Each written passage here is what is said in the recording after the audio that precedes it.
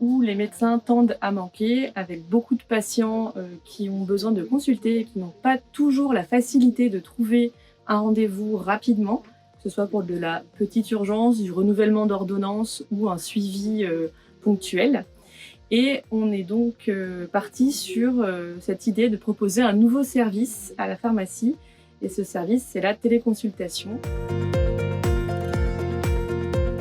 J'ai retenu Medeo comme solution de téléconsultation.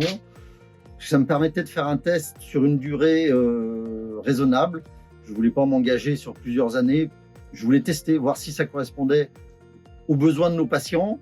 Est-ce que ça répondait aussi à notre envie? Est-ce que c'était ce qu'on voulait faire?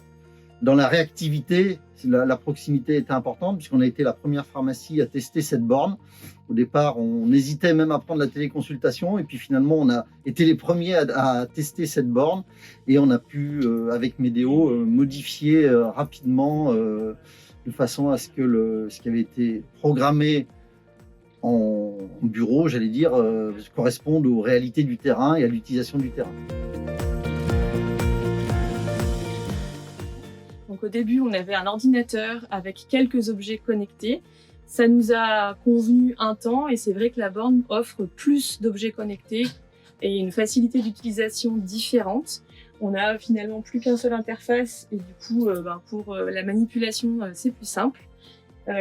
En plus, on a la possibilité de lire la carte vitale directement au niveau de la borne. Pour les médecins qui font le tiers payant, pour les patients, c'est tout de suite beaucoup plus facile en fait de dire oui à la téléconsultation. Donc, on a une meilleure visibilité du praticien avec la webcam.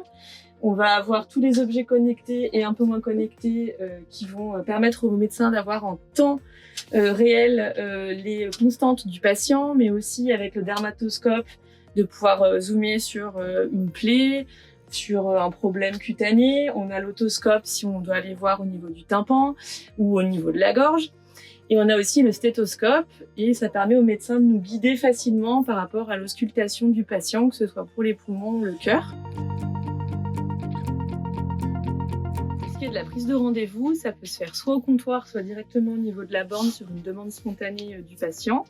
On a les créneaux des médecins qui vont apparaître assez facilement sur des créneaux qui peuvent être le jour même ou dans la semaine. Ça reste une consultation qui n'est pas d'urgence, mais on peut de temps en temps quand même avoir une consultation dans la journée. Et pour les patients, c'est vraiment satisfaisant de se dire que voilà, si vraiment ils trouvent personne, dans les 24-48 heures maximum, ils ont une consultation. Ils vont pouvoir préparer cette téléconsultation avec nous. On les laisse pas tout seuls face à la borne, et encore moins pour l'auscultation. Le déroulement généralement d'une téléconsultation, ça va durer entre 15 et 20 minutes, comme une consultation normale.